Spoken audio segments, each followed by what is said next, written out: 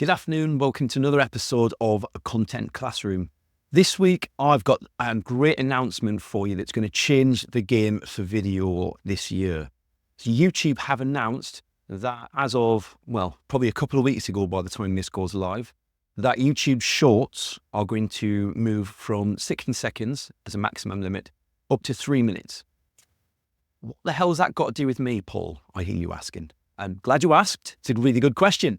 If you watch the channel, if you watch the newsletter regularly, you'll know I'm a big fan of YouTube, right? It's the second biggest search engine in the world.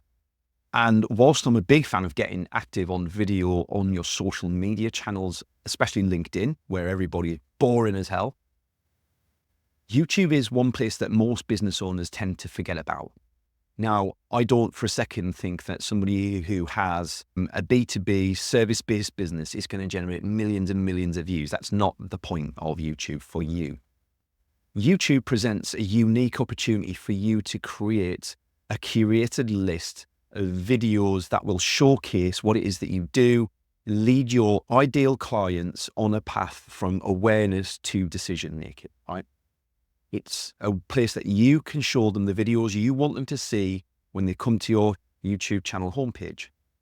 Now, YouTube Shorts have been well known for quite a while now as driving some huge views for some shows, and some businesses only ever work with YouTube Shorts.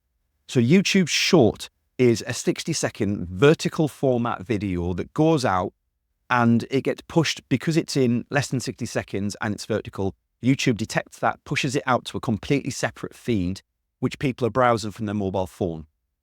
And that gets you in front of a huge number of new audience that you didn't previously get in front of. So it's a really powerful tool for being discovered. And now they're increasing that from 60 seconds up to 3 minutes. And I'm a big fan of this because it means more valuable content. I find that 60-second content is really hard for me to create because I can't get context in there. I don't feel like I'm adding any real value. And all I can do at best is get one point across, which doesn't really help you action it and move on. Like, it doesn't help you improve your business. It's just for thoughts, really. And I really struggle with it. I like the idea, but it's always been like very clickbaity, very aggressive and animated from a lot of the existing YouTube Shorts users. But now there's a real opportunity here for most business owners to start creating content that talks to their ideal audience, can get across a huge chunk of your non-local network and get you noticed like never before. So it levels the playing field to some extent for those of us who need to add a bit more context and story in. And I think it's something, if you haven't already experimented with it, you absolutely need to.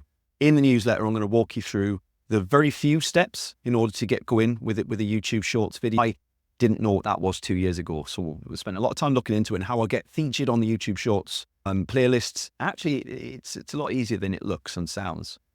So if you're not already doing that, my advice is go away and get started. It's a great place to start a YouTube channel.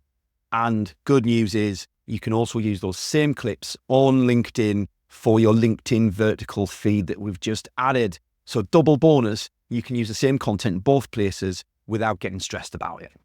Boom. Record once, do it twice. See you next week on Content Classroom. Bye-bye.